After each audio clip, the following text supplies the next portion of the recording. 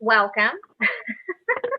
welcome to our Ostara Sabbath celebration, online Sabbath celebration.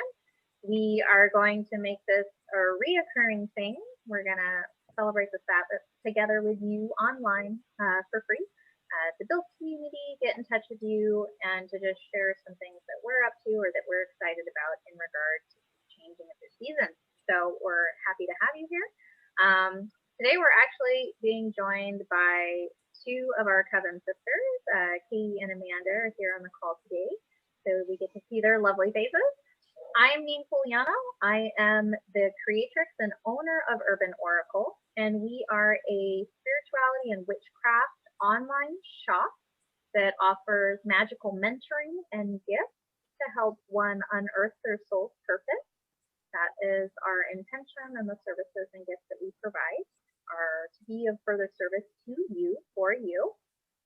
So some brief logistics. If you haven't already, go ahead and mute your microphone just in case that'll cut any feedback we get and reduce any background noises in case you want to make yourself a cup of tea or something like that. We don't have to hear any of that. And if you want to contribute at any point, or if you have questions throughout any of it, just unmute yourself and interject. And I don't think we'll have an issue with people talking over each other, but just that's cool. That's absolutely welcome. And then just be sure to mute your mic again when you're done sharing. So I do want to invite those who are watching this recording to stay connected with us. And one of the ways that you can do that is, oh, mercy me. Come here. Come here, computer. Sorry, my computer is acting so slow. Not that one. This one. So one of the ways that you can connect with us is here you can join our email list by going to our website at urbanoracle.com. We're very easy to find on Facebook and YouTube by just searching Urban Oracle. We do want to make sure that little comma is in there. All right. And then on Instagram, we're at Urban Oracle Shop. So that's kind of the one difference in trying to find us. Urban Oracle Shop for Instagram, and our email, very simply, urbanoracle@gmail.com. So please stay connected with us. We would love to stay connected, and also we also want you to save the date, because our next online Sabbath celebration is Beltane. Now Beltane occurs on May 1st, but we're actually going to be celebrating it on May 24th. And I don't have the time yet. The date is set, but the time isn't set. So please connect with us in one of these ways so that you're sure to get that invite and notification about the actual time for our Zoom call.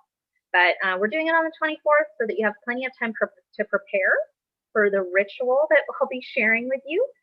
So in addition to telling you about the Beltane Sabbath and ways to celebrate it and or recipes, things like that to do for it, I will be guiding you through a lengthy erotic ritual for that Sabbath. And when I say guide, I mean give you ample time to take notes. I don't, it's not that kind of Zoom call. So that's something that we're going to be doing on that date. And I want you guys to have ample opportunity to prepare should you choose to participate in that ritual. And that ritual is one that you can modify and tailor to whether or not, if you're single, you can modify it. You can also modify it if you're in a throuple or have more partners than that, whatever your preferences are. It's modifiable. So everyone's welcome to participate and attend in that. I am recording today's call, so you can find this call to revisit, especially the bath ritual and the karma cleanse. Those two things we do not have handouts for. So you want to take good notes on those today. But other than that, you can revisit this call if you need to on our YouTube channel at any time. And all of our Sabbath online celebrations will find a home on the YouTube channel, so you can catch up if you ever need to miss a date. How this call's going to go is we're going to share a bit about the Ostara celebration, or about Ostara. We're going to share ways you can celebrate it through recipes and crafts and how to build an altar around Ostara. And then we'll give you an opportunity to share your favorite ways of celebrating the Ostara Sabbath. We'll share with you a beautiful bath ritual that you can do during this time of season. And then the last hour is going to be dedicated to guiding you through what's called a karma cleanse. Does all that sound good? Okay, so we'll get started. So the spring, Ostara is also the spring equinox. Same name, or different name, same concept. And Ostara occurs between March 19th and the 22nd. So it started yesterday. We still got a few days. So if you learn any new things in this call that you'd like to incorporate over the next few days as new traditions that you can try out, see if you want to incorporate them annually into your life, and celebrations of gratitude, we welcome you to do that.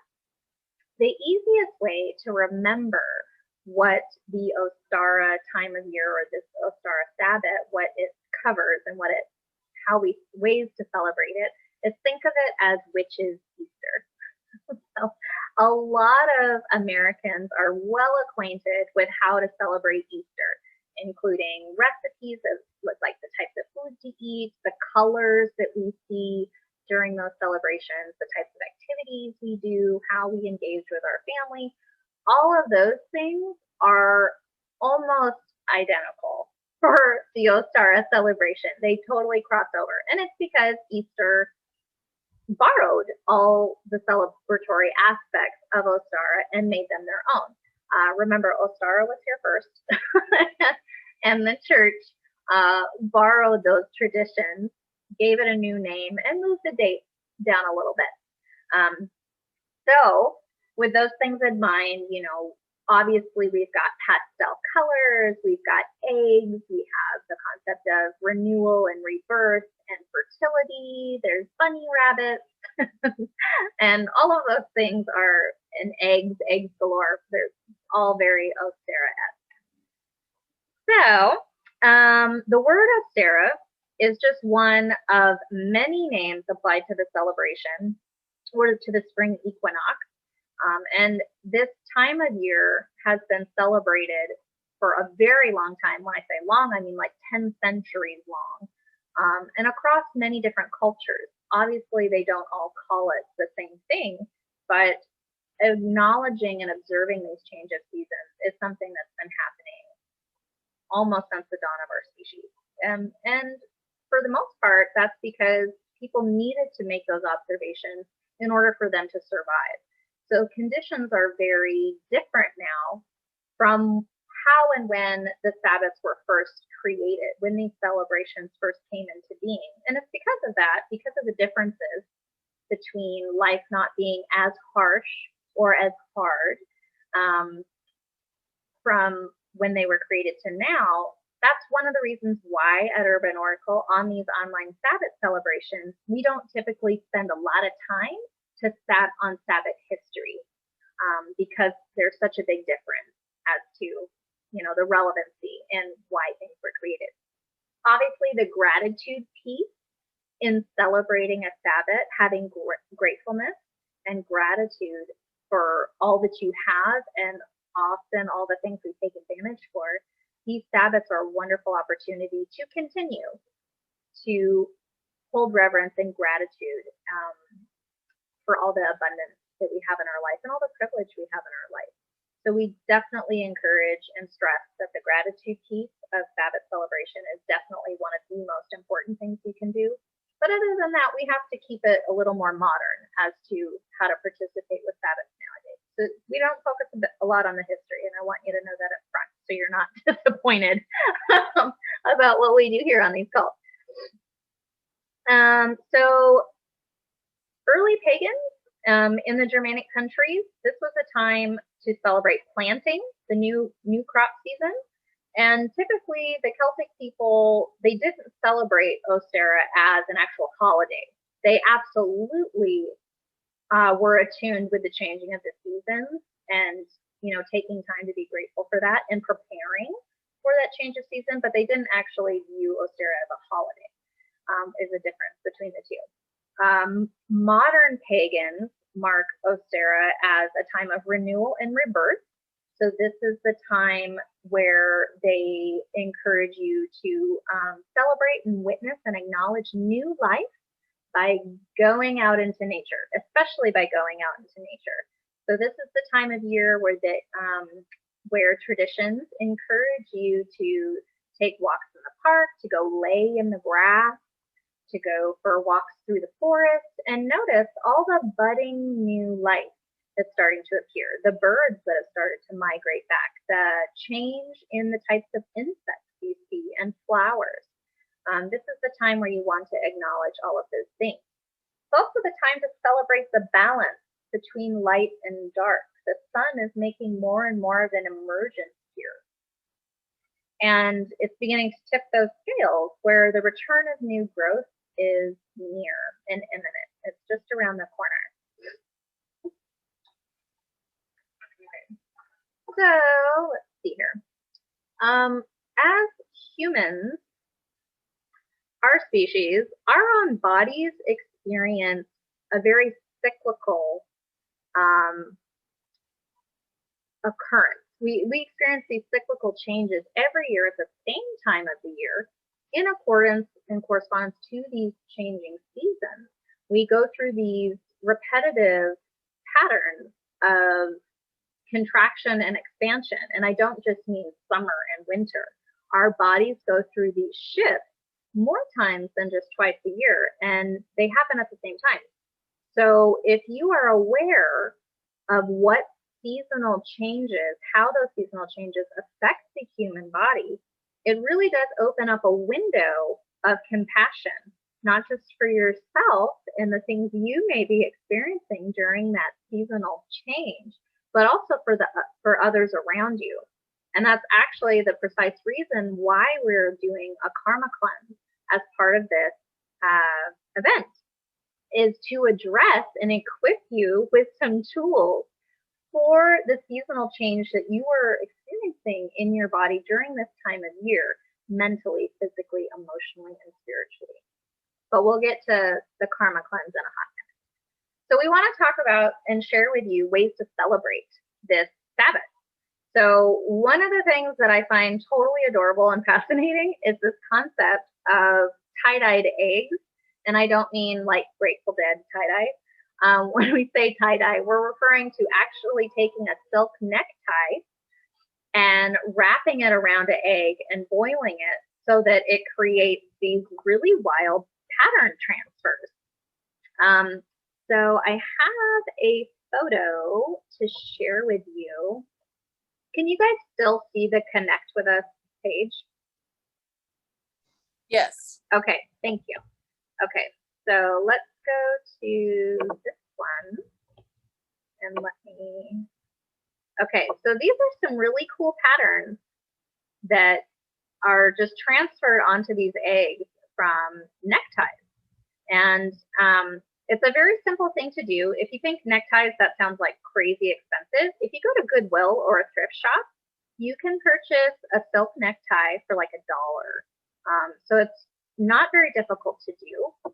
And actually, apparently, dyeing eggs this way has become so popular that you can buy scraps of silk that are the perfect size and are specifically meant for egg dyeing on Etsy.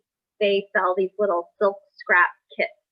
And the patterns on those pieces of silk is actually way more interesting sometimes than the typical neckties we end up seeing. But essentially what you're doing is you need to use 100% silk. So if you are tie shopping, you want to check the label on the tie to make sure there's no synthetics or polyester cotton blends or anything like that in the tie. Otherwise it won't work. But you're placing the fancy design side of the tie onto the shell itself, and you're wrapping the egg and closing it off with either a twist tie or some string so that it's nice and taut around the egg. And you put all the eggs in a pot of water for, you boil them for 30 minutes alongside a half a cup of vinegar. And you boil them for 30 minutes, and then you strain the water out and just allow the eggs, still wrapped, to completely cool. And once they completely cool, you can remove the wrapping and you get these really cool designs on the eggs there. All right. So that's just a neat little egg craft thing that you can do. Another really fun thing to do with eggs, especially working with kids, which I think is really super cute, is this concept of, hi Maya! Is this concept of magical crystal Ostara eggs. So it's this idea of mixing flour and water, salt, sand, and coffee grounds to make this really gritty, doughy mixture. And you put a crystal inside the mixture. You kind of knead it into the mixture, and then you shape this dirt dough or sandy dough around your crystal in the shape of an egg. And you make as many of them as you can with as many crystals as you have, and you bake them at 350 degrees for 15 minutes, and then you let them cool. And when they cool, the dough ends up hardening, rock hard, like a shell. And at that point, you can use acrylic paint to paint on the egg any designs you want, and then hide them or whatever. But you can tell kids like really cool stories about like why these eggs are special or where they come from, like a troll's cave or a witch's cabin up in the mountains or something like that. But the kids get to crack them open, and they will split. When they try to crack them, they'll split, and inside they'll find a crystal. So it's a really cute thing. We will share documents. We have documents for the Ostara aspects of the celebration from this call. So if you'd like to receive them, we just want you to email us at urbanoracle@gmail.com. And in the subject line, you just have to say Ostara event. You don't have to put anything in the body. If you say Ostara event, we'll just make sure your email address gets added to the group that we send the handouts to. So you have like the measurements and all the ingredients and the steps to do a lot of the things that we're sharing today. Anyway, so crystal magic eggs, I think is so flipping cute to do with kids. And another fun thing that you can do is these concepts of seed packet greeting cards. So we talked about the gratitude of celebrating in the seasons. And one of the best ways to show gratitude is by letting people know that you're thinking of them and that you care about them and that you miss them. So if you take a blank greeting card, you can attach a seed packet. These are not cool seed packet designs, but this is pretty boring. It's like, oh, yes, I got you at a grocery store. But some seed packets are really artistic. The front of them is really beautiful and artistic. So you can just use a glue stick, not a hot glue gun, that'll damage the seeds, but use a glue stick on the back, and then you paste it to the front of a greeting card. And then in the inside, you can write cute little messages like, you know, hope you have growth and abundance this Ostara season, thinking of you, and, you know, put your little personal message in there. But it's a gift that keeps on giving, because now they have an opportunity to plant their own seedlings and watch something grow. So that's a really cute gesture that you can give to people at this time of year. What else do I want to say about that? And then, of course, food. We love food. And more eggs. Deviled eggs are a huge part of this season and are so easy to make. And I actually made my first batch of deviled eggs yesterday. For like the first time ever. I was like, wow, this really is easy. I'm so excited because I love eating them. So we do have a recipe for deviled eggs. I'm an experimental cooker, so I tried something kind of snazzy with my recipe yesterday. This particular recipe that we're sharing with you, it calls for a teaspoon of curry powder to be added to the eggs to give it a little bit of a different flavor. I actually have an East Indian seasoning that is a turmeric, coriander, and lemon blend. So instead of curry powder, I use that. And then I also added 2 drops of lemon essential oil and 1 drop of coriander essential oil. And for those of you who don't know, there's so much you need to know about essential oils if you don't already, that the essential oil industry doesn't want you to know about actually which oils are safe, especially oils to ingest. So please schedule a consult with me about essential oils. It's something I do for free because it's so important. So please schedule with me. I'm happy to tell you all about the things the industry doesn't want you to know about essential oils. Yeah, it's a passion project. I do it for free all the time. Please schedule with me. I'd be happy to share with you. So be mindful about ingesting essential oils. Be careful. But yeah, so I added some essential oils to that recipe, and it turned out pretty good. I'm excited to try some other spin-offs. I have some Ethiopian spice I kind of want to make one with, and some like Indian vindaloo spiced deviled egg sounds really good to me. So yeah, simple recipes we're happy to send your way to you. I know Amanda has something she would like to share about Ostara, and she made us a really cute collage for today. So I'm going to pull that up while she talks. Go ahead and unmute yourself, Amanda, and I'll find it. Hello. Yes, I kind of researched how to dye eggs with like vegetables too. With you can mix a cup of red onions and vinegar and a cup of water and then a tablespoon of vinegar and dye it all one color. If you do white eggs, I believe it turns a lighter, and you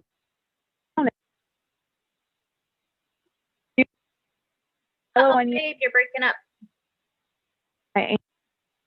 Try shutting off your video and see if that helps.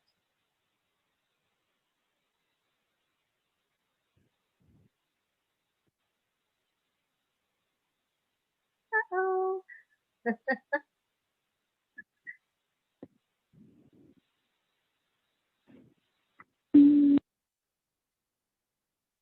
Oh no. Well, while Amanda's working on her connection, does anybody else, Katie, do you want to share? Do you have any ways that you celebrate Ostara currently that you would like to share with the group? Yeah, absolutely. I always, for every Sabbath or special occasion that deals with the wheel of the year or, equinoxes, things like that, I always do a makeup inspired look. Like today I went with pinks and golds for the spring equinox. And I find just the ritual of putting the makeup on is really beneficial to me, and also thinking about the themes of the day, especially like renewal, rejuvenation. I love wildflowers, so I'm always really inspired by things like that. And also, I just saw this today, and it was a ritual to wash your front door in warm water and spearmint essential oil as kind of like a cleansing and rejuvenating thing to do for your home. So I was like, that sounds really cool. So I think today I'm going to do that. Hey, I love it. So, yeah. I love it. I love it. Amanda, are you back and up and running maybe?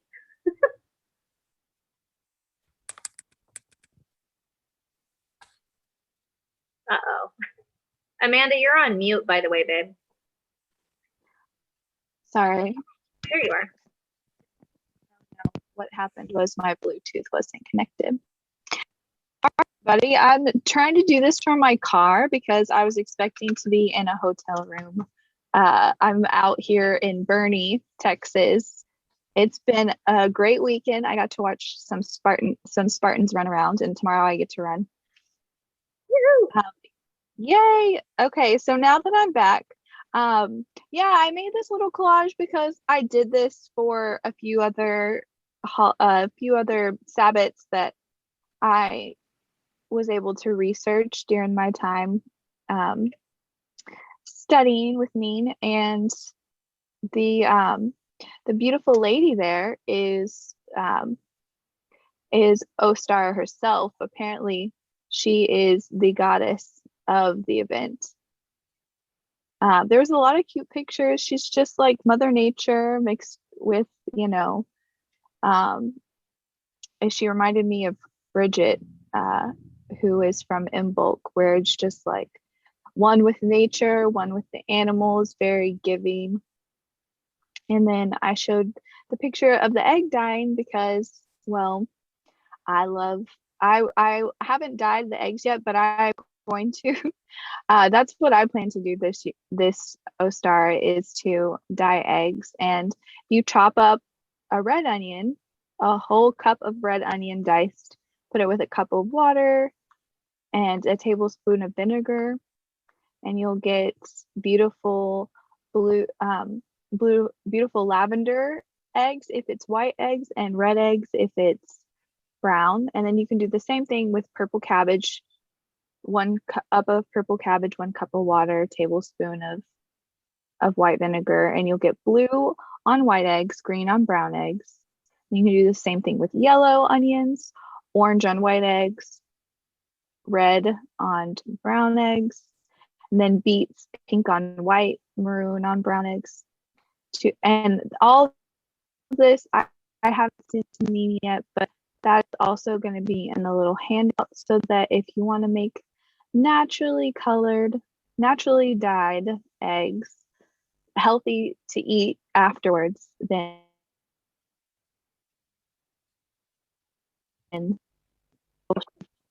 I will share my experience with y'all once I'm done. And then these are ways you can decorate your altar. So you can see all the beautiful colors, all the eggs, all the flowers, the rabbits.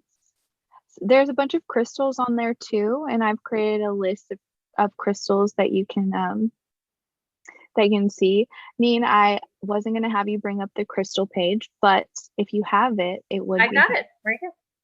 awesome. Yep. Awesome. That way they can see the photos and I can review all the details, because there's different, like, the colors that you guys are all going to see they're very relative to the types of colors you'd want for your Ostara altar, and very rainbow, very bright, very beautiful. And they all bring in a lot of good energy surrounding things that you need during this time. I don't see it. Did you bring it up, Neen? I did. Can you, Katie and Maya, are you able to see this handout? I still see the collage. Oh, really? Yeah, me too. Okay. Let me close that.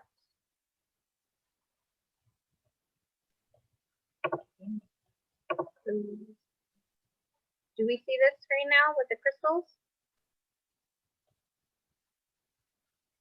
So weird. No. That's okay. I think I can actually, and then you guys can see the pretty, and I'll explain in detail the colors. But now the screen was removed, so maybe, yeah. There we go. Got it? Okay. Go for it, Amanda. Awesome. So I'm gonna butcher this name, guys. I'm sorry. It's rhydochrosite. It brings about passion. This is really good if, like, your rebirth into Ostara is going towards, like, passion, love, changing up your energy, spiritual and physical energy, kind of soothes stress. It's very good for a big change. And then we have carnelian, which is this orange, beautiful color, and it's for stability and protection. It helps you stay really rooted. Also very good if you're chained. They're a little like they're very similar but different. They both have different properties. And then tiger's eye, it looks it doesn't look exactly like a tiger's eye, but it looks like exactly what you'd think a tiger's eye would look like. And it helps with mental clarity, because during this time I don't know anybody that isn't going through like a depressed type phase right now, where things are changing and they're not really quite sure what's going on or anything. And so hopefully this can bring you clarity and it also provides protection and can help bring on positive energy. And then you have apatite, which is like a dark blue with like specks of green in it. Most of it is green or almost like a gray color, because this one is the one in the picture is a tumbled rock, so that it's very smooth. It's a very smooth stone, but normally you probably see it very jagged and dark and gray, but it does have a beautiful greenish blue hue, and it's for motivation and to manifest your goals. It connects you with your past lives, and it's good for promoting healthy habits. It helps with your overall energy. And I as I was reading all of these and going over them, because I got these from a site called well, I kind of forgot what it's called, but I put it at the top there because I wanted to cite these beautiful people that made this article, because so many people put out different things, but I'd never heard of these. So I learned so much good information. And every color of these stones reminds me of like what I think about when I try to connect with the chakra related to that color. It's like, what do I relate to that when I'm healing that chakra? And these stones make me think of that. And then serpentine, which I read, I don't know if me knows this, is that another thing you can decorate your altar with is a serpent, because that's related to nature and Ostara. And so serpentine, it's like this greenish with yellow specks, and you just regain control of your life. It has healing energy, and it supports new growth. Yeah, just like serpents on your altar makes perfect sense, because snakes are symbols of transformation. They shed their skins when they're no longer of use to them, when it's no longer serving them, or when they begin to outgrow their skins. So a snake is a very powerful symbol for rebirth, that death and rebirth cycle. And this is that time of year for that. So that makes perfect sense. I'm glad you brought that up. That's cool. Well, something that I saw when I was researching things to decorate your altar was a lot of people want to find the balance between light and dark during this time, because this is a great transitioning period. And so they'll put a light item and a dark item like the sun or the moon, but serpents to me are kind of dark. And so if I were to like decorate my altar for Ostara, I think I would put a serpent as like something that's dark, but like something that we can all relate to because of the rebirthing, the shedding of your skin. So the next stone is this like tealish color. It's a Socula. It helps you get rid of, see how you waste and misuse money. It really helps bring back balance to your emotions and a sense of calmness and new beginnings. It's very good for clarity. Blue stones really help me for clarity. And this agate, which is the even lighter blue stone, is supposed to create balance and harmony in your life and support emotional healing and support positive energy. It helps you spiritually, but its main goal is to bring harmony and balance, just like the last one. And periodite, I really want this to be my engagement stone, guys, because I'm just in love with it. Like, it's such a beautiful green, and it really is good for purification and fertility and prosperity and abundance, and help you reunite with like-minded people. It's powerful crystal, because this lady says that it helps you attract positive energy into your life and will remove negative for your environment. So that's really good, because like if you're in a rebirthing period and you're trying to get away from a lot of negative energy, because we all have a habit of like living in those negative stories because they're what we're used to. You know, it just seems natural. We've been here, so like it's comfortable. But sometimes you need help blocking and removing.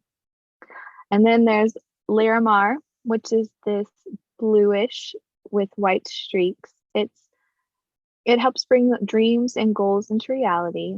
And it also brings clarity and emotional healing, like the other bluish stones. This and promotes harmony. I think that, I also believe moonstone is great, because during this time, like fertility is something to be really focused on, because you can bring about your new birth with your abundance and fertility. A lot of people, that is their goal, is having more abundance, and a part of that is fertility, and moonstones are very related to the feminine cycle. And here is lavender amethyst. It's a beautiful lavender color, and it's got a high vibrational frequency. It brings compassion into your life and helps you love yourself and shields yourself from negative energy.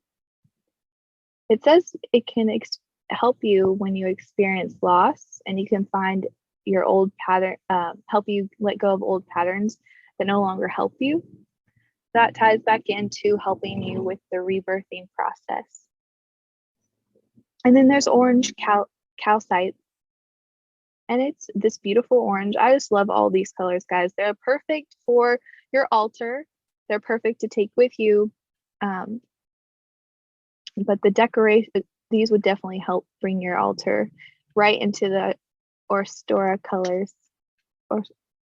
Orange calcite helps you let go of negative feelings. It revitalizes you with energy and gives you a new lease on life, which is perfect for rebirthing.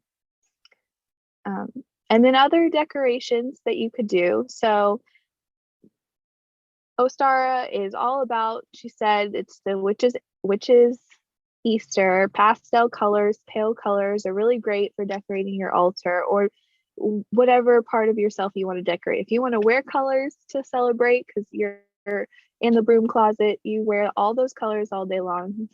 Everyone will think you're celebrating Easter.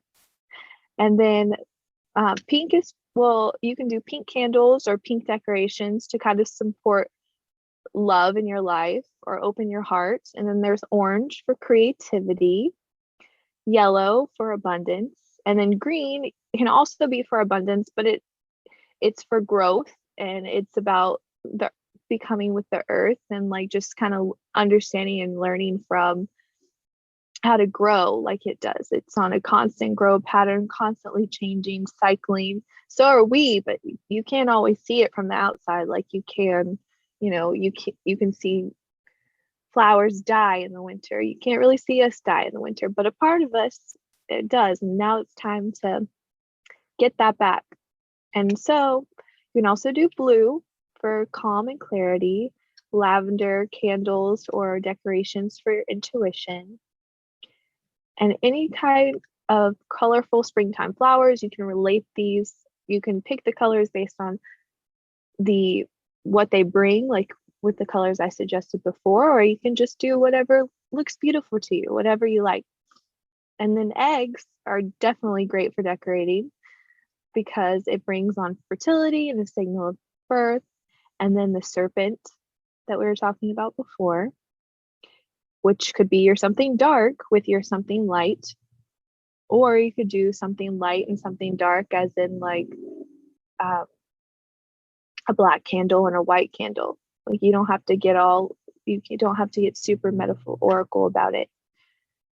Another thing you could do is put a goddess or a god that's very related to the earth, or Ostara, and just ask them to bring good energy to you and to this time in your life that you need growth. You need their wisdom that they can provide. You can put nature itself. The flowers that I was talking about before, like some people would probably put fake flowers so they last longer, but you can put actual flowers, dirt on your altar, water, anything that makes you think of spring, makes you think of what's outside. Because when you look at your altar, you want to be reminded, like your Ostara altar, you want to be reminded of what's going on outside, what the earth is doing, what it's changing, so that you can reflect that and start having that going on inside of yourself. And last but not least, you can put rabbits on your altar.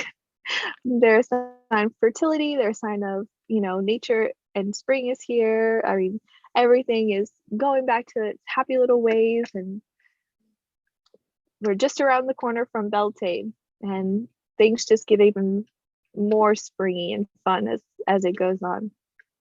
So thank you guys for letting me say all that about what I would do if I was decorating my altar, or what you could do to decorate your altar. That's awesome, Amanda. Thank you so much for sharing. Oh, you're welcome. Yeah, it's great. And we'll be sure to include your handouts and your beautiful collage in our attachments for those who would like them. But I do want to take a second to allow you to introduce yourself on the call. I'd love it if you could say your name, where you're calling from, and then if you'd like to share what brought you to the call today, you're welcome to do that. And we'll just do it popcorn style, so whoever wants to go first can go ahead, and then call on the next person.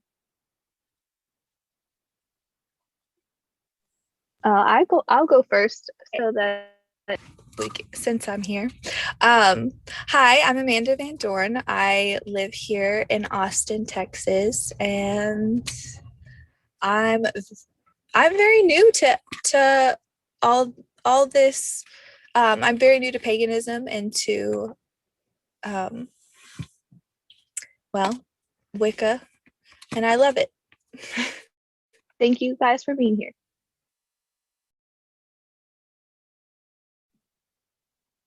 Hello. I'll go next.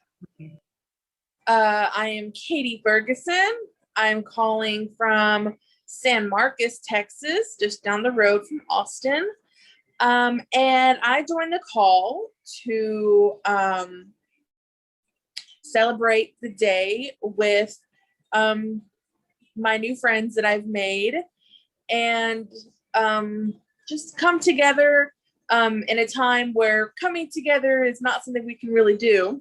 So come together virtually as best we can and celebrate the return of spring and beautiful weather and wildflowers and all the wonders of nature. Well, thank you, Katie. Yeah, I'm slightly more. I'm a total newbie. My name is Maya Nasser, and I'm calling from Buenos Aires, Argentina. And I just recently met Neen Fuliano, who brought me here. And this is my baptism, I think, into this world. So I'm looking forward to. Thank you. I love it. Thank you for joining us, Maya. So sweet. Thank you for. Awesome.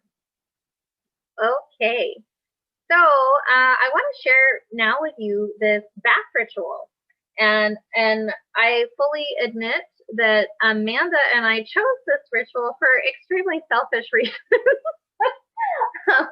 We picked this bath ritual to share because it completely fulfills our homework requirements for this month's coven meeting. This month, our herb of the month that we're focusing on is basil, and the element we're focusing on deepening our relationship and connection with this month is that of water. So when we were putting our heads together about this event, we were like, let's do this one because it allows us to check off some homework boxes. So that's why we're sharing this bath ritual with you today. So this ritual actually comes from a really beautiful book called The Way of the Water Priestess by Anwen Avalon.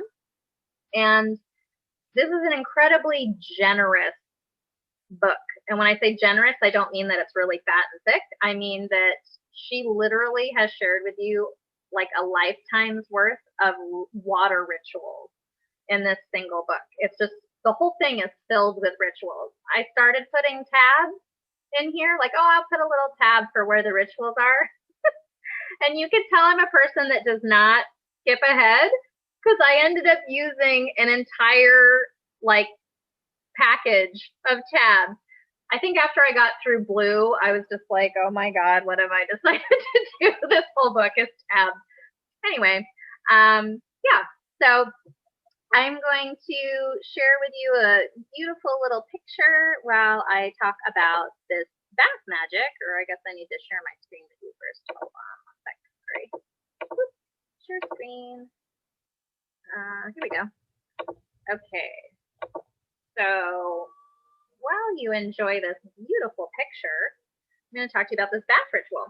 So this bath ritual is a way of deepening your relationship with this time of year, to deepen your relationship to nature, because it requires a commitment from you to continue to tend to the new growth in your life. And this will all make sense in a second when I tell you what the bath is about. But the ritual, let's see here. So what you need for this ritual is you're going to need local seeds that are meant to be planted during this time of year. That's what you want to go and get. If you've never planted anything before, just look on the back of your seed packet. I don't know if you can still see me on camera, but if you look at the back, it'll tell you what time of year to plant them, how deep they grow in terms of how much soil depth you need, how tall they grow, how far to separate them from the other seeds that you're planting, how much sunlight they need, all of that. It's all on the back of the seed packet. And if you need more of a one-on-one experience, just ask someone who works in the garden center or at the nursery. Just say, I'm a newbie, I don't know what to do, help me. And they'll totally help you find the right thing. So you want to get those seeds that are ready to be planted at this time of year. And then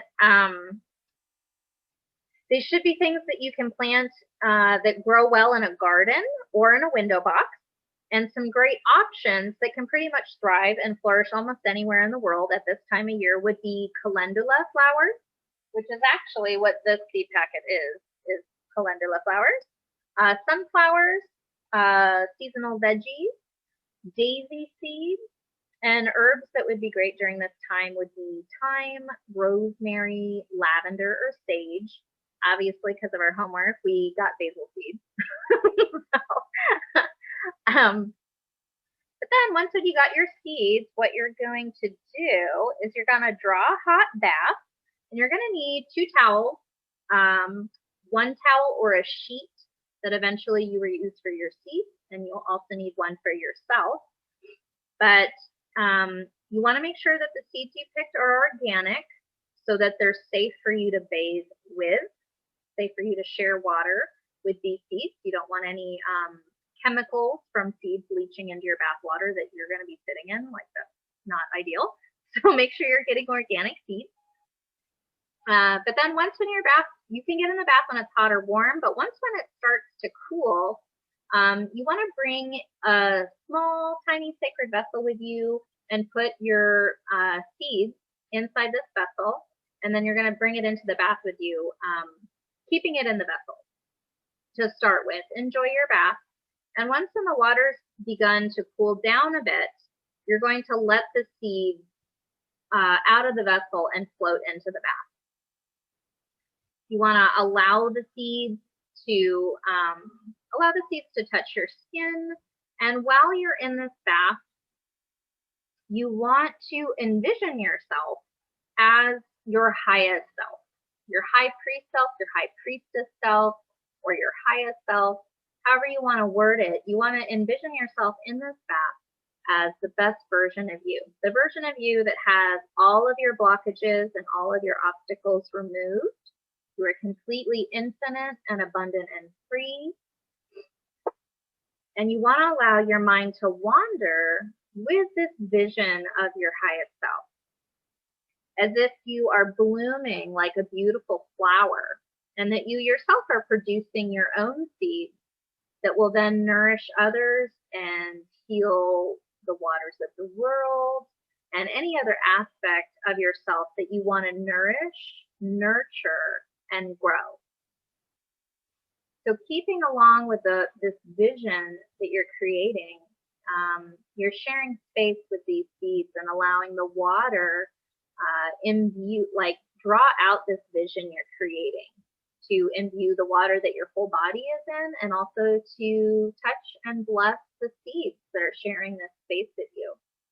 And when you're ready, and when you're done with your bath and you want to bring that vision of your highest self to a close, and you have a good sense of all the nourishment and new growth that is accessible to you within you, and you feel called and ready to step into that new growth, you'll get out of the bath and you'll stand up, but don't dry off.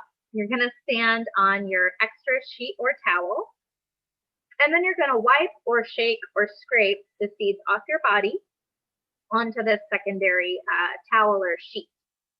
You'll gather some water, either from your sacred vessel that you originally brought the seeds into your bath with, or you can grab an additional container, but collect some of the bath water. And then go ahead and towel off with your other clean towel. And you're going to go sprinkle these seeds into your garden, or if you have a seed sprouting like gardening kit, seedling kit, you can place them in their little individual pockets, cover them with dirt, and then you're going to use some of that bath water as their very first watering. Okay, this is where I said you're making a commitment with this bath ritual. You're committing to tend to these seeds, to nourish them and feed them and watch them grow as much as you are feeding and nourishing yourself. Consider these seeds that you're planting as self-nourishment. Okay, it's an extension of you that you are making a commitment to nurture yourself and nourish yourself during this rebirth and new growth and nurturing growth time and seasonal change. And once you've covered them up with dirt and you've given them their first drink of water from your ritual bath, you want to place your hands over the seeds, on the earth, or on the dirt themselves, and just give extra blessing to these seeds, that you're excited for the new growth to come, that you are committed to giving them nourishment as you would nourish yourself, and for the beautiful, abundant relationship that is to ensue as you continue to nourish and feed each other. So that is the beautiful bath ritual that we wanted to share with you today, and we invite you to check that out.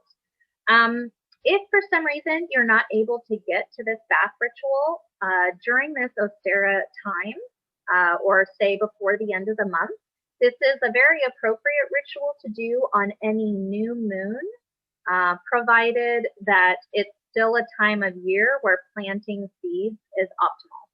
So as long as it's not too cold out and it's still a time where you can plant seeds, a new moon, making this a new moon ritual is another great time to perform this bath ritual. Okay. So,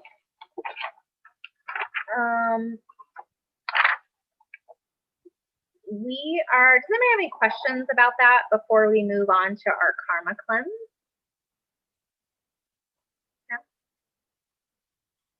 I don't have any questions. Okay, thank you, Katie. All right, so karma cleanse, the karma cleanse.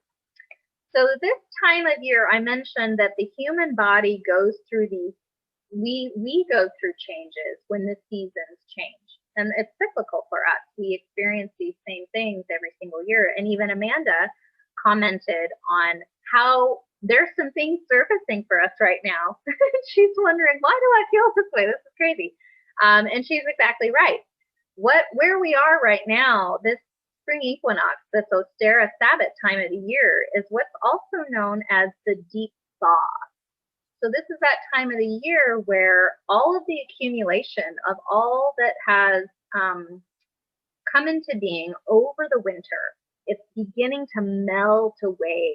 Its layers upon layers are beginning to diminish slowly. And as that happens, all of the emotional stories that you've been avoiding looking at because you don't feel comfortable looking at them, or any untended grief that you have neglected or haven't had time to really give it its just time in the light to harvest its medicine and gifts, all of those things are going to begin to bubble up to the surface at this particular time of year. So when that happens, it's really common and totally normal for you to experience these sensations where you all of a sudden have become much more irritable than normal. Or you might find yourself really angry and you don't know why. Okay, it's not you. Okay, it's this time of year. It's a very common thing to experience during this particular seasonal shift. So as such, we want to equip you with how to deal with these things that are starting to surface for you, because they undoubtedly will.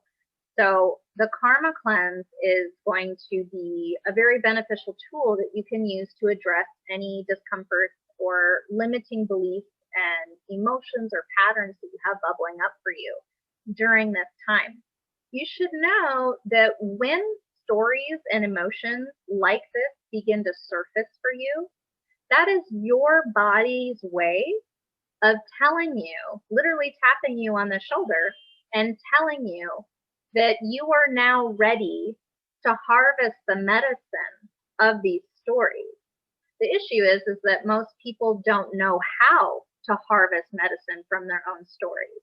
And that's one of the tools we're giving you today. Is with this karma cleanse, we're equipping you with an ability to harvest your stories in a certain way. So a little about karma. Most people associate karma with action.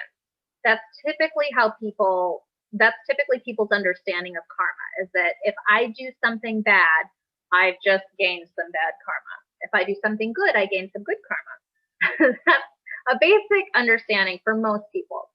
But what most people don't understand is that karma is a lot deeper than that. This philosophy that comes out of India, it's a lot deeper than that. And it's because it also has to do with the relationship you have surrounding those actions. It's about the relationship you have with those thoughts or surrounding those beliefs or patterns that are limiting you in some way. And it's the relationship with those actions and those thoughts and beliefs. That is what needs the healing and the cleansing, is the relational side of it. So there are 4 types of karma. Obviously, karma, this is a term that comes out of India. The people of India have a belief in reincarnation and multiple lives, or past lives, or parallel lives, things like that. So if that doesn't resonate for you, just allow words to go in one ear and out the other, and just embrace the things that do resonate for you. There's zero judges here. But to describe these 4 types of karma, this karma cleanse comes from something called Kashmir Shaivism. And one of my closest teachers is deeply rooted in the teachings that he received was in Kashmir Shaivism. So that's where, if you're curious, where these teachings are coming from. But there's 4 types of karma. So one is called full sum karma, S-U-M, full sum karma. And what that means is it is an accumulation of all the karma across all of your lives, all of the lives you've ever had. The second type of karma is called the all accumulated karma of this life. Okay? So all sum karma is all your lives, and then you've got the all accumulated karma of just this life. Okay, that's another type of karma. The third type of karma is called present moment karma. Okay, and that's resulted from your immediate actions and your immediate relationship to those beliefs or to the words you're saying or to the actions that you perform. Okay. And the fourth type is future karma. So future karma is based on your present and past actions and relationships. They are creating your future karma. Obviously, that future karma is something that's ever changing and evolving all the time. Okay. So those are the four types of karma. Now there's 4 ways to cleanse those types of karma. And all 4 of the types of cleansing can be applied to any of the 4 types of karma. Okay, so it's not like there's only one type of cleansing for each one. No, all the types of cleansing can be used for any of them. So the 4 ways to cleanse your karma. The first way is to exhaust your karma all the way through. And what that means, how you can think of it, is think of it like a fever. That you have a fever, the fever has to run its course.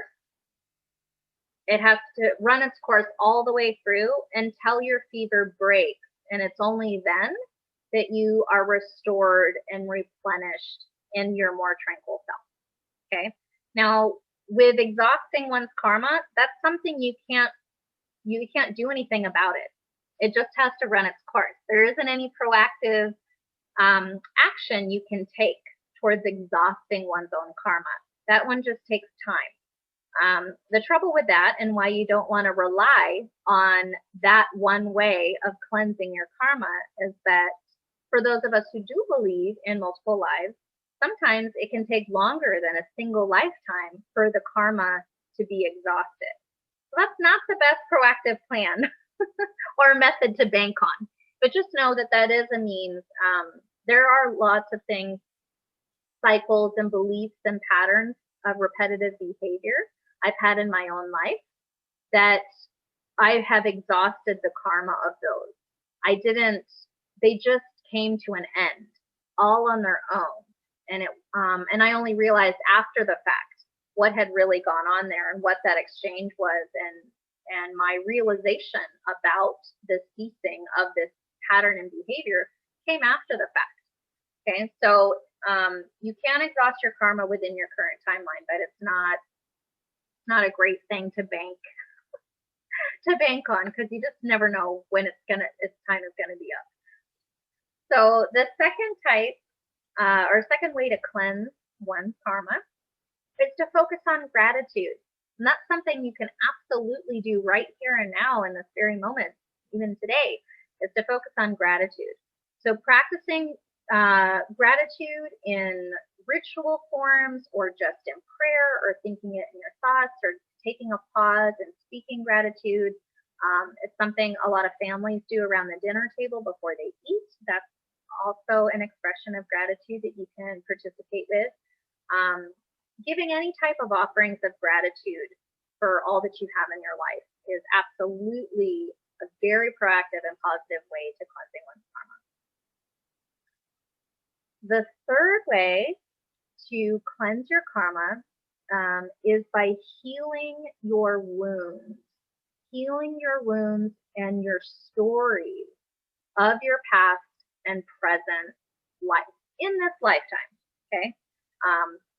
The stories of your past, your childhood, your upbringing, your young adult life, etc., however old you are, those stories and traumas and triggers that you have about yourself. It's healing those wounds, but healing those traumas and triggers is a way of cleansing your karma. And this particular type of karma cleansing is what a lot of us call and refer to as shadow work. Okay, this is the shadow work. This is also called grief tending. Okay, and it's this particular type of karma cleanse. By the way, if you have questions, just unmute yourself and interrupt me. Okay. This particular type of karma cleansing, when you're referring to grief tending and or shadow work, this is the one type of karma cleansing that cannot be rushed. You cannot rush this process. It is a lengthy process. It is the deepest descent within yourself that you will travel and go to. Okay. And it requires lots of care and it requires lots of space to process. Okay. And to heal from. And when you are doing shadow work or grief tending work, it is really recommended that you do this work under guidance. Okay, that you are guided through the experience, you're guided and held and supported through the descent of the stories of your life that really weigh you down, okay, that still feel super raw and tender to you. You want to be guided through that process. And as scary as this may sound, you also want to do this with an indigenous and community and or village mindset. Grief tending, true and honest and successful grief tending, it is meant to be a communal experience, a community experience. That sounds mortifying for a lot of, especially Americans. That sounds like absolutely terrible. But the truth is that it's this indigenous mindset. It's this indigenous, the village mindset, this indigenous culture of people who they truly understand that everyone in the village benefits when people tend to their own grief. And there are beautiful cultures that exist today. There's definitely some remote Mayan cultures today that still do this. And there's definitely cultures in Africa. I'm sure there's others, I just don't know them specifically, that are practicing today where they view and approach grief as a personal and community obligation. They view it as an obligation. They understand that everyone benefits when people really address and own their own stories and their own grief. And everyone knows that they are there to support you in the process. And they also know that you are there to support them in their process.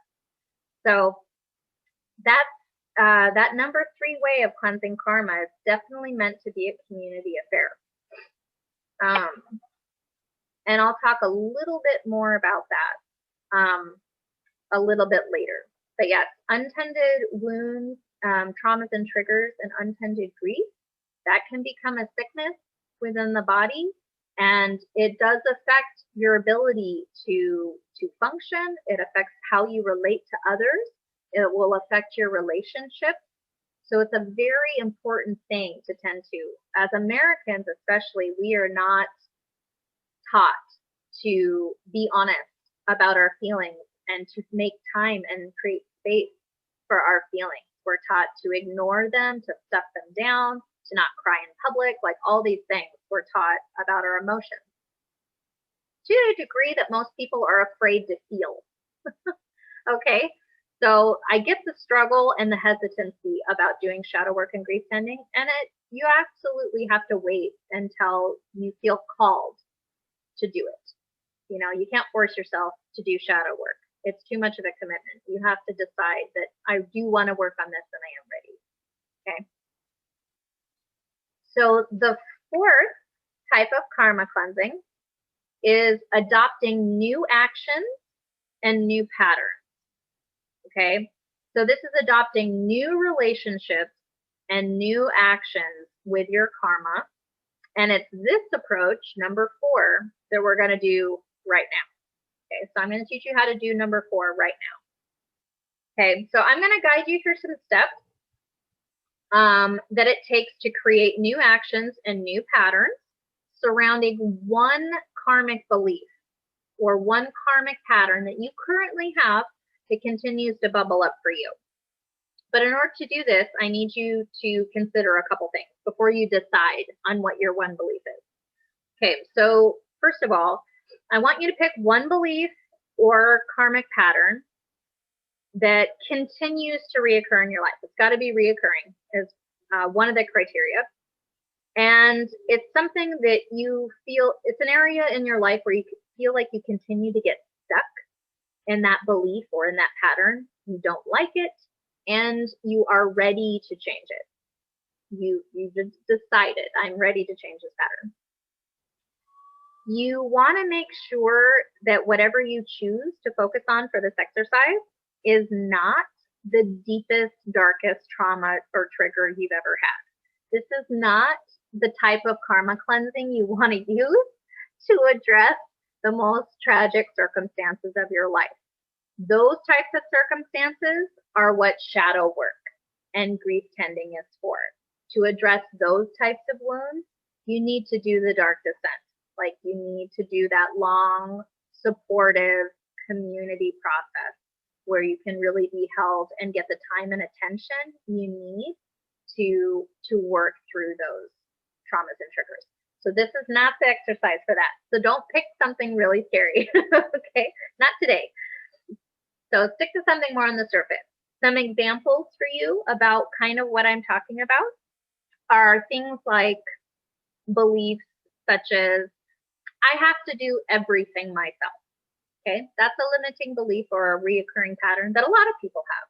A lot of people have that. Or I never have enough money.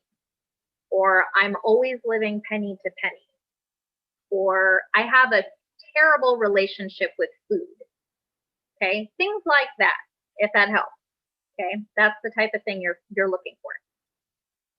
Now, the third thing is that each question that I ask you, you want to be very succinct in what you decide to write as your response to my question. You only get 1 or 2 sentences maximum to describe or to answer each question. And we do that for a very specific reason. When we force you to be succinct, we are protecting you from getting sucked into this dark rabbit hole of your emotion. We don't want you to spiral out of control about how this belief or pattern makes you feel. Okay, we don't want you to go there. We want you to be really, really succinct in what is the root of this question, okay, or my answer to this question. So get really specific about it. You only get 1 or 2 sentences top per question. And then lastly, it's possible that when I ask a question, you won't know what your answer is yet. And that's okay. What's important about this exercise is that you're making a note of what the questions actually are that I'm offering, that you're writing those down.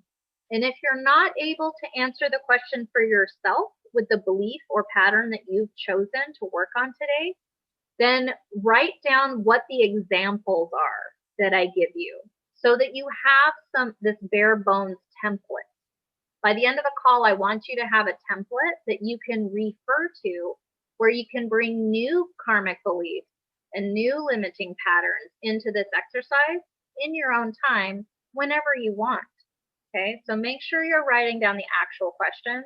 And if you're not working through a physical example in your own life and able to answer each one, then write down the examples I give you so you have a good context and idea about where to go next when you're not on the call. Okay, so let's get started. So the first question is, what is a specific loop that you keep getting sucked into? Okay, that's the first question. What's a pattern you want to break free from? Whether it's a pattern, a limiting belief, what is that loop that you keep getting sucked into? Okay.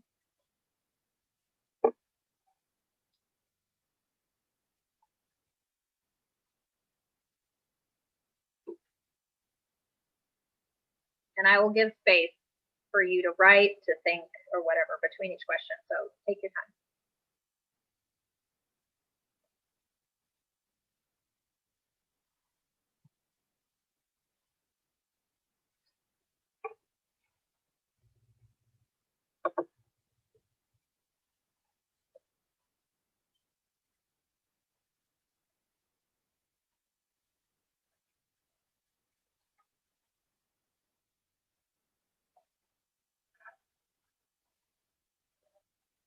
So an example of that question a lot of people that I've worked with have this pattern.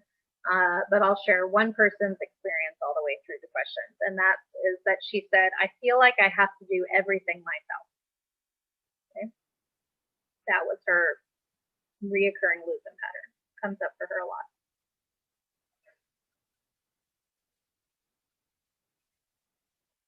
All right. The second question is, what triggers you into that reoccurring pattern?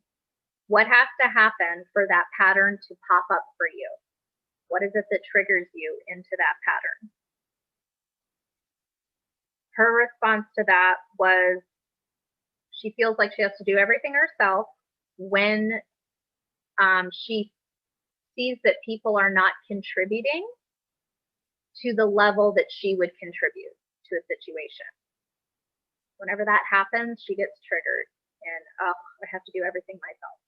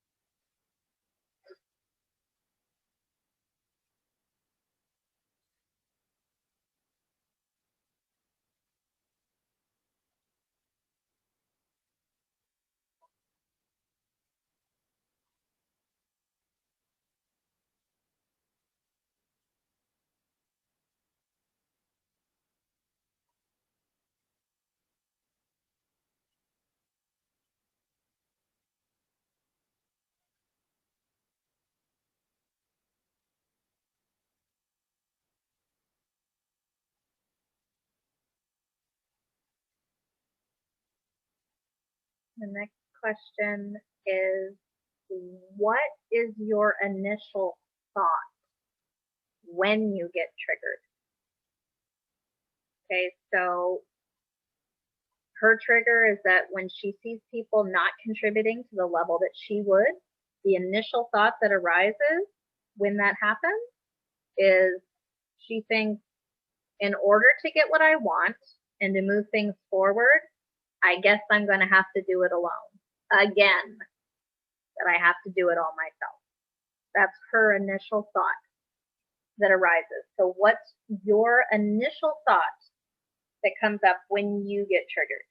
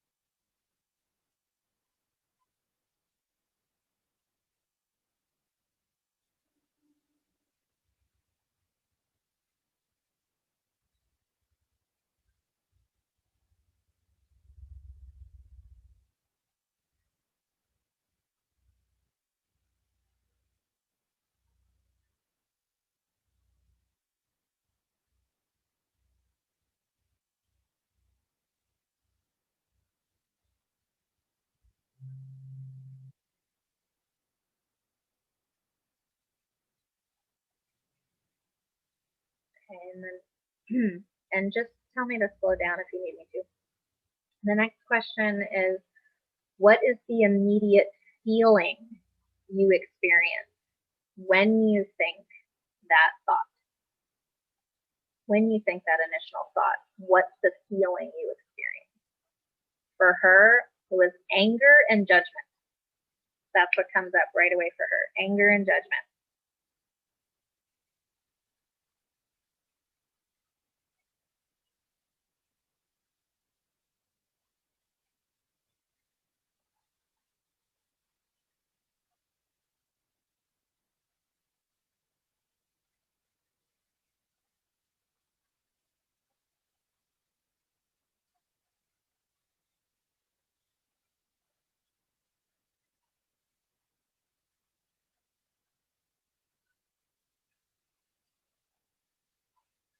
All right. So the next question I asked her, what do you do or what do you think to do next when that thought or that feeling arises? What do you do, or what do you think to do next? And she said, well, my anger builds up inside until I explode on some type of private verbal rant about what bullshit this is that is happening to me again. That's what she would do next. That was her pattern. So what do you do, or what do you think to do next when that thought or that feeling arises for you?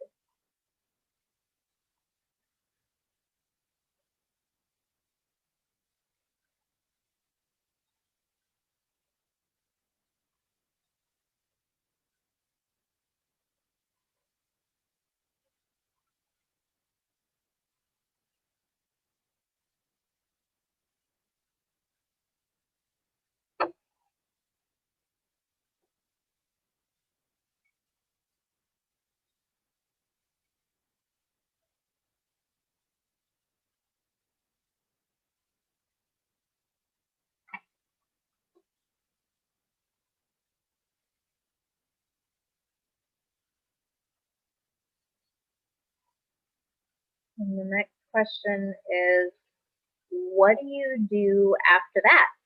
What happens next? What do you do after that? And she says, well, I briefly shut down. I cry a little, and that she feels hopeless and alone. That's what happens next for her. That's what she does next, and she shuts down.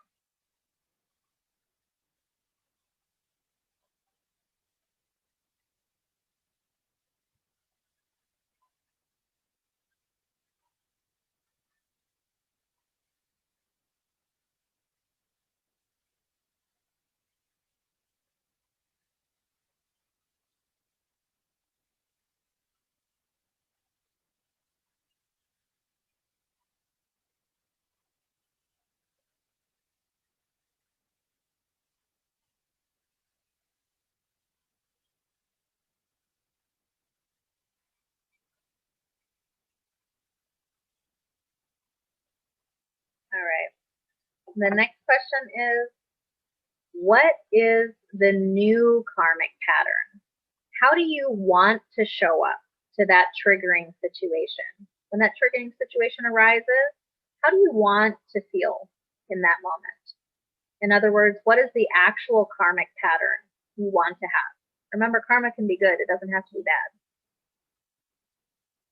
So how do you really want to respond to that trigger? She said, I want to feel that my voice matters, that my needs and my need to be and feel supported matters, and that she's worthy of being supported. That's how she wants to feel when that trigger comes up, when she sees people not contributing to the level that she would. That's how she actually would like to feel in that situation.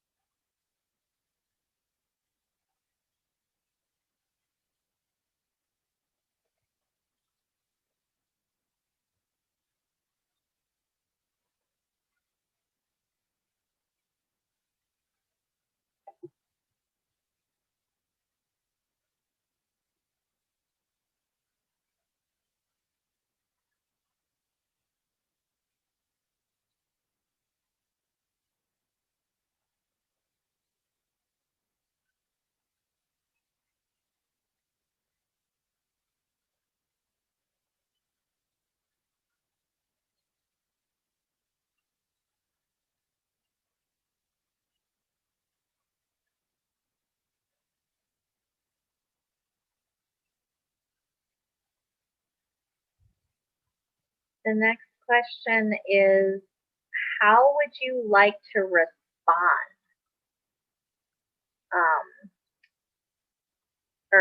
sorry. Let's see. How would you like to respond instead of what you normally do when you originally get triggered? So you know what you originally do when you get triggered. How would you like to respond instead to that trigger? That's different than how you would want to feel. How do you actually want to respond differently in this new karmic pattern? How do you want to respond to that trigger? She responded that she'd like to remember that she's actually being presented with an opportunity that she can continue to practice showing up for herself by expressing her ideas, her thoughts, and her desires. And that it was her opportunity, it was also an opportunity for her to give the group or the person in those triggering situations for her, it was actually giving them an opportunity. It was giving her an opportunity to give to the group a chance for them to actually show up for her and to meet her desires in the way that she was looking for. Okay.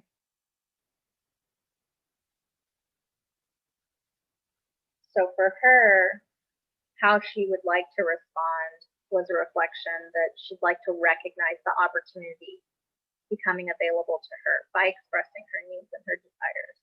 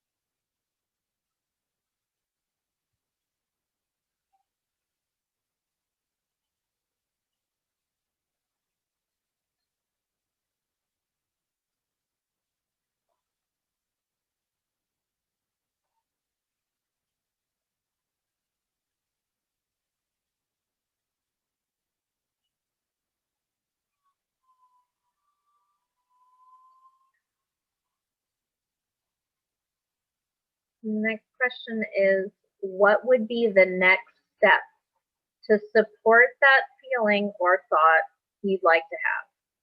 What would be the next step to support that feeling or thought you would like to have?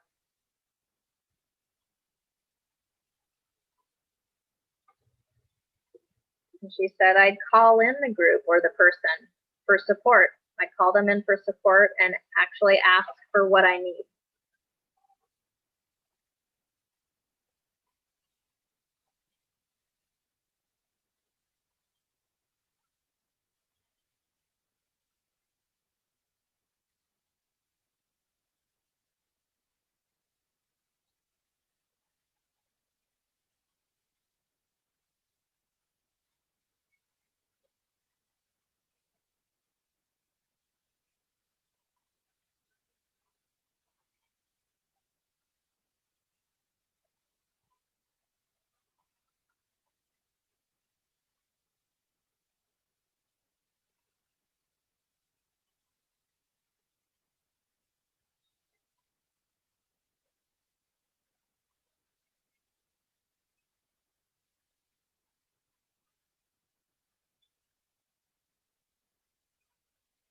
Next question is, what step would you do next after that?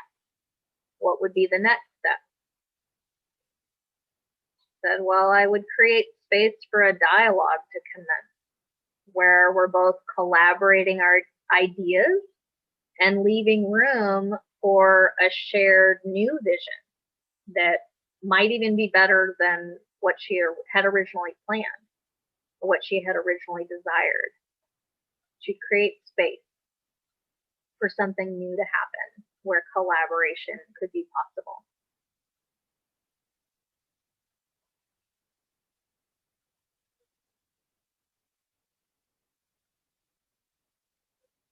Amanda, did you have a question? Repeat that last one. I got cut out on the last question. I'm sorry, I didn't hear that, babe. What'd you say? Goodness. And I didn't hear that one because I glitched out on the last question. If you could repeat it. Yeah, the one I just said. Yes, please. Absolutely. It's what step would you do next after that? What's the next thing that would happen? What's the next step you would do? And the example is that she would create space for a dialogue to commence where everyone's collaborating their ideas and that they're leaving room for a shared experience, for a shared new vision that might even be better than what she had originally desired. So what step would you do next after that is the question. Okay, thank you.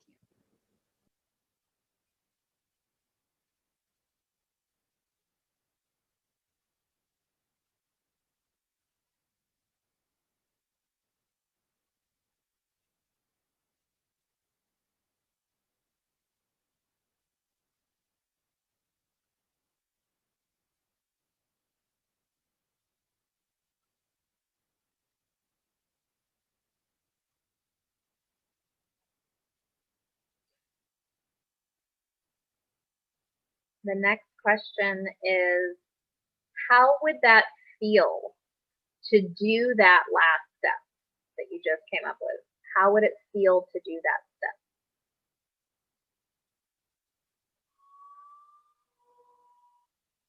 She said, well, it would ensure that I'm empowered and that I'm contributing as much as I can do to something I desire, while also giving others a chance to show up in the way that she'd like them to. So how would you feel to do that last step you just came up with?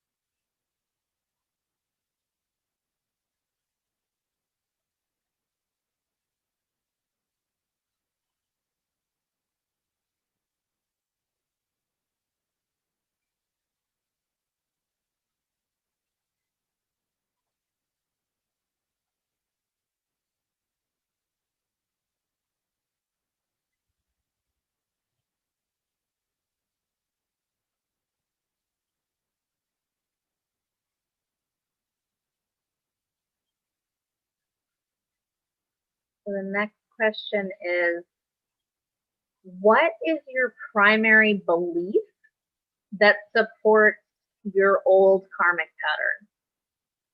So her old karmic pattern was, I have to do everything myself. What is the belief that supports that pattern? What belief do you have that supports that pattern into existence? For her, her limiting belief around that pattern was, I feel like people wouldn't want to do things my way. That's what she believed. And it was because of that she had this pattern created, or this belief created, that I have to do everything myself. Okay. So what's your primary belief that supported this old karmic pattern you brought into this exercise?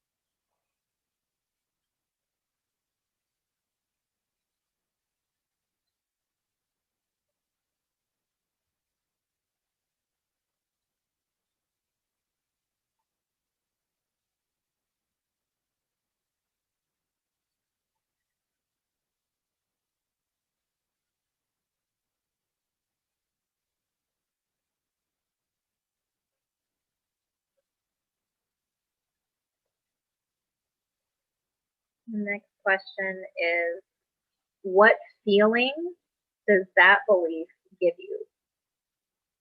What feeling does that belief give you? She said it makes me feel alien and unaccepted and alone.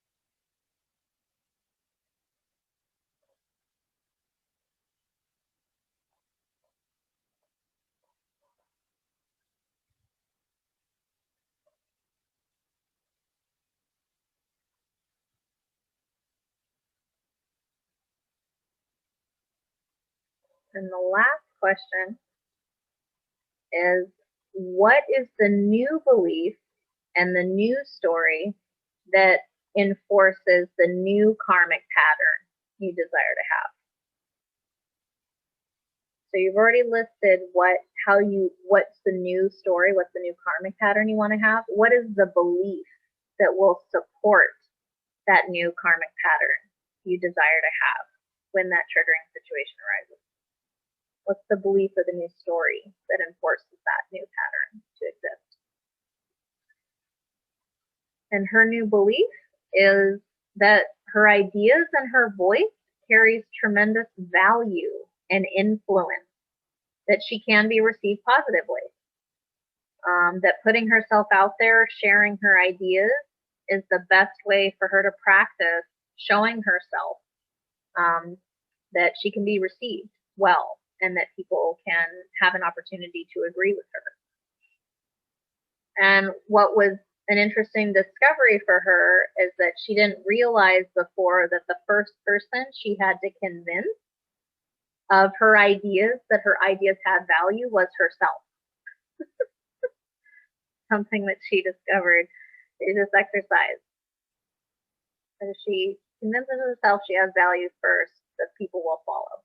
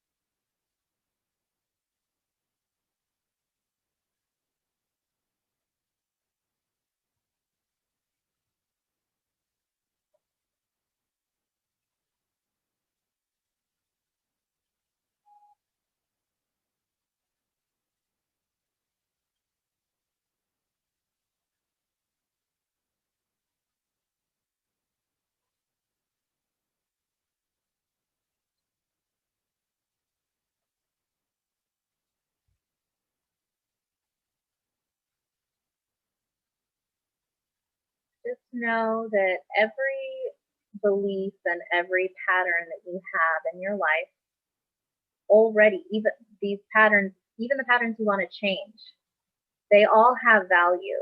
At some point in your life, they were created within you for a very specific purpose, whether it was to protect you or safeguard you or nourish you or whatever. They had a very specific purpose and value when they were created, so they were necessary and needed.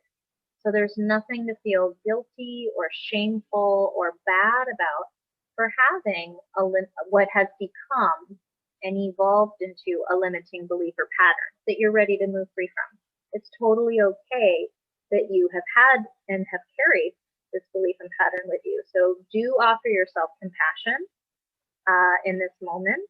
And also, if you're to repeat this exercise, just know that we all tend to things in our own time when we're ready to, and that there's nothing to feel bad about that. Would anybody like to share their experience? If you don't have to go through all of them if you don't want to, but if you wanted to just share anything about doing this exercise, I'd be happy to hear from any of you.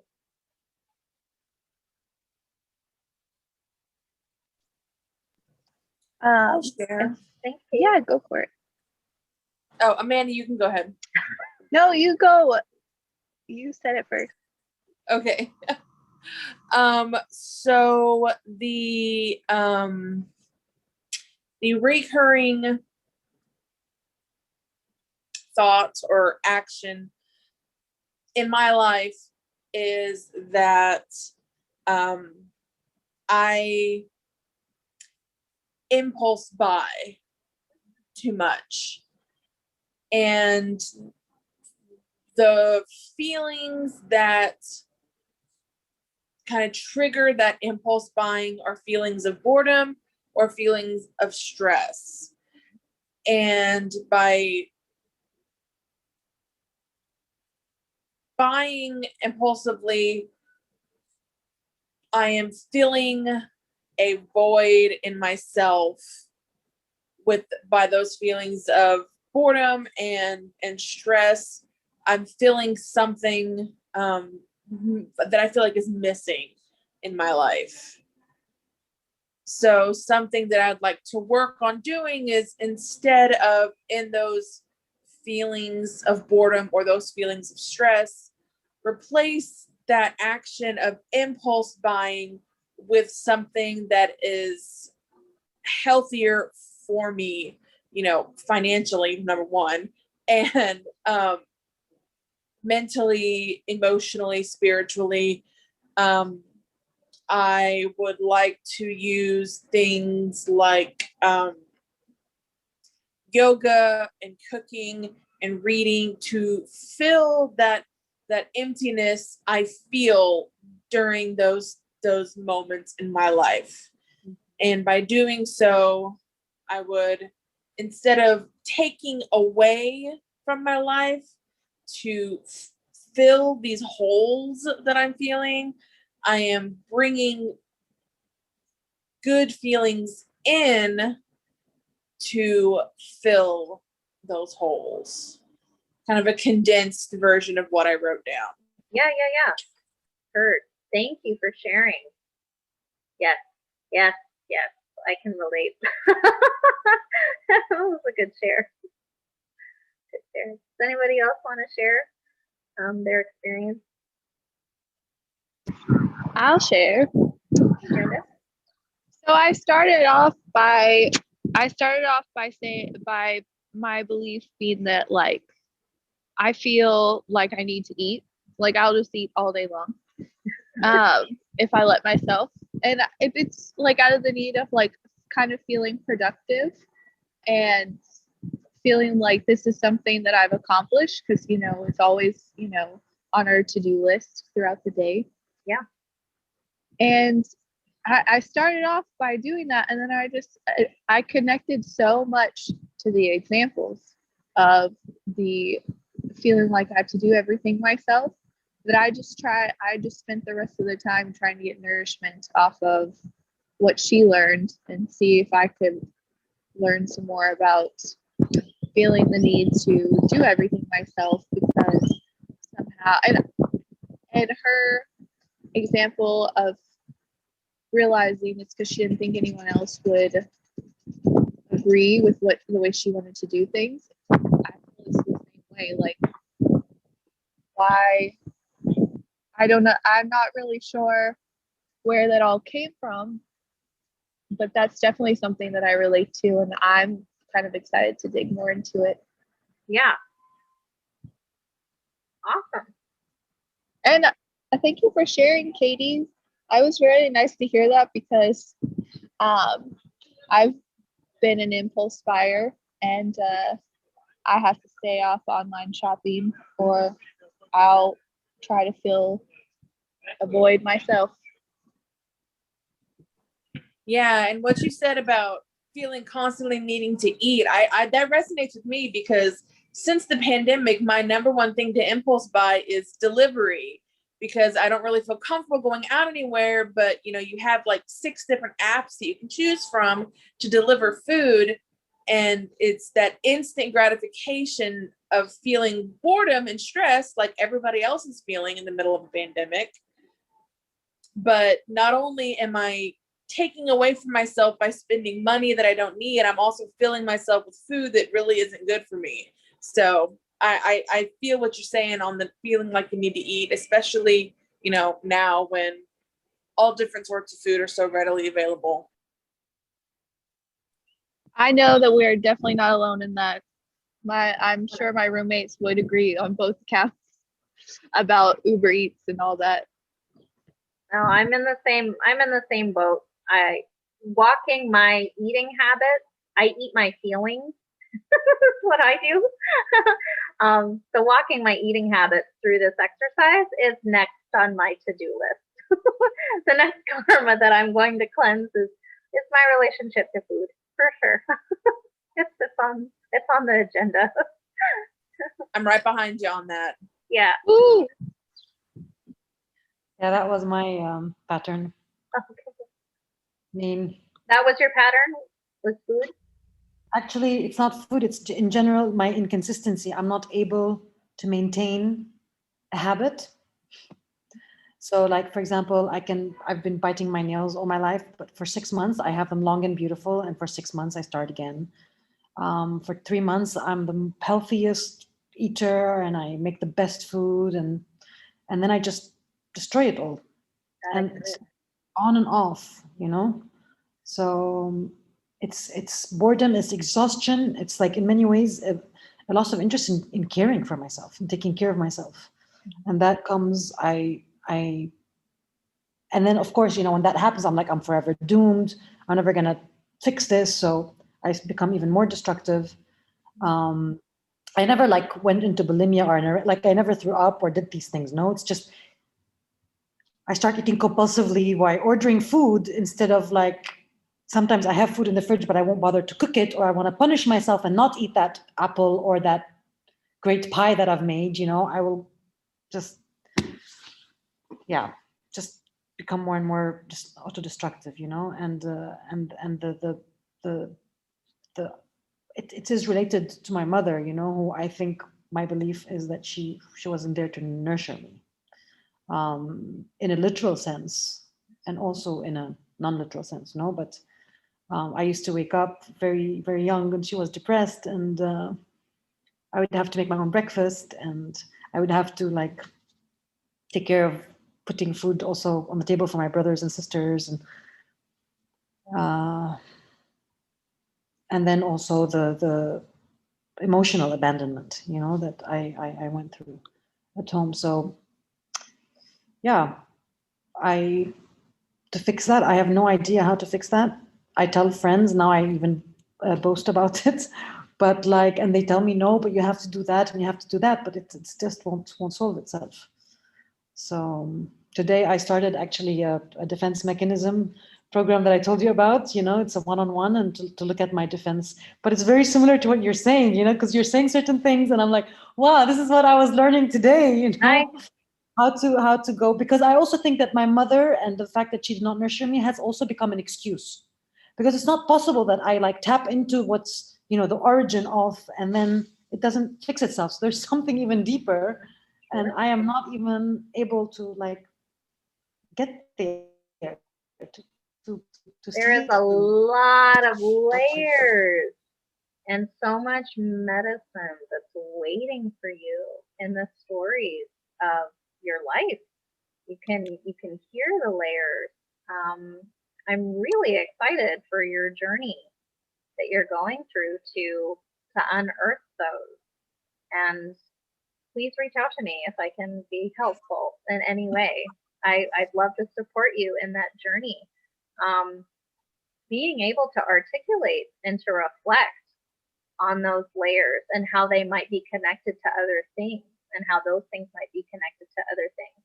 It's such a huge integral part of being able to really draw out what's beautiful and useful to you in a way that helps you heal and helps give you compassion and brings, true compassion into those circumstances. So, wow, well done, you. Yeah, I totally feel all of that. More self-love, yay. Yes, self-love. Great. Thank you all for your shares. So that's awesome. Yeah, thank you. Cheers. So I wanted to share that so you have the bones, the structure on how to do one form of karma cleansing. If you are someone who's ready or inspired to address cleansing your karma in the other two methods, because again, exhausting your karma, we can't do anything about that. That just does its own thing. So in terms of cleansing your karma through gratitude and through the shadow work and grief tending, if you feel called or ready to step on to that part of your journey, I would invite you to, let's see, where is this? This one, maybe? Oh. Let's see. Can you see this website? Can you see my website? Yeah? I see the Connect with Us page. Mm-hmm. Okay, that's not the one.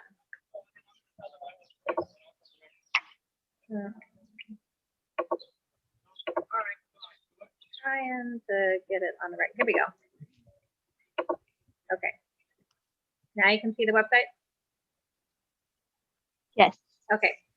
So if you go to urbanoracle.com and you click on programs and then go to Sweet Surrender, this is where you will find all the details about, we offer a 6-month program that addresses both of those last two forms of karma cleansing. So the gratitude and the shadow work. This is a 6-month program. Again, it takes time to do that descent. You need lots of space and you need communal support. So this is something we do virtually with a group of people who, like yourself, want to work on it. And this page will tell you like what we cover, what you'll gain out of it. It gives you the date and the cost. And if you're interested, at the bottom, there's 2 steps to enroll. You need to complete a form, an intake form, which just asks you like 3 questions, like what are your goals and interest in the program, things like that. And then we schedule a 15-minute free phone session with me. I set up a call for us, and that's to determine 2 things. One is to make sure that I can actually meet your goals, that I can help you achieve what you are setting out and desiring to overcome or to work on with your shadow work and with your grief tending. I want to make sure that I'm the appropriate guide for you, and I'll be very honest and upfront about that. So that's one of the purposes of the call. And the other purpose is it's my responsibility to make sure that anyone who participates in my program is able to contribute to building this sacred container and this sacred space, so that everyone who's a part of the program has a really nourishing and really beautiful experience. my responsibility to set the stage for that. So that's another part of what the call is about, is for me to ask you questions, chance for you to ask me questions, and what have you. So if that's of interest to you, it is something that we do have available that is launching on April 13th. I will tell you that anyone who offers work like this, who is in a role like myself, where we are servants, we are in the service of being of service to others, I can tell you that cost should never be a barrier for you when you are seeking to take steps like this in your life. So if money is your only financial barrier and it is something you really want to work on in your life, and you feel that Urban Oracle is the place for you to do that, please reach out to me and have a conversation, because I'm here to be of service. So just connect with me if you want to have a conversation around that. Yeah, if the stars are aligning for both of us and it looks like a good fit for the group, don't let that hold you back from working on yourself on deeper fronts. So just putting that out there. That shouldn't, yeah, anyone who's in a role like mine should be offering you that same type of flexibility. Okay, so just be aware of that. What else can I say? What I will tell you about what shadow work and grief tending, what that deep descent it will offer you, and the purpose of it is it's meant to transform all your traumas and triggers into useful tools, gifts, and medicine that you can apply to your daily life. And by doing that, by gaining those tools and having the practice and the experience of exercising those tools over the course of time in a supportive community, you are then able to receive anything that life has to throw at you. You're able to receive anything life throws your way as a gift. And that is a really powerful skill to have, that you don't get derailed anymore by certain things or by anything. That's just not something that really happens to you anymore. You always are able to perceive things as gifts. So a super powerful skill to have, something you'll be able to utilize and glean from for the rest of your life after doing your shadow work. So it's a pretty profound thing. But again, it's something you gotta have to want to do, okay? Because it takes effort and it takes work. So just be aware of that. Yeah. Any final questions about Ostara or about this exercise or about anything upcoming or anything like that? Or if you want to receive the Ostara handout, there's few of us enough on the call that if you want me to, I actually have all your email addresses. Let me know and I will make sure you get those. But yeah, if you have any questions, now's the time.